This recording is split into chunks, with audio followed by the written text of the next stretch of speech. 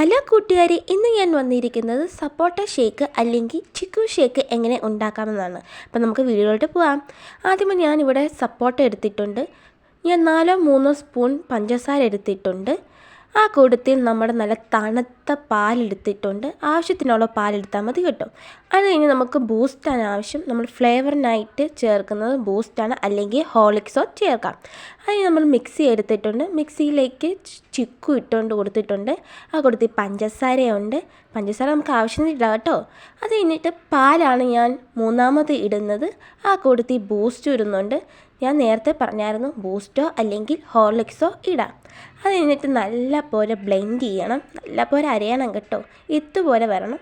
അത് കഴിഞ്ഞ് നമ്മൾ 2 ഗ്ലാസ്സിലെടുത്ത് സെർവ് ചെയ്യാം.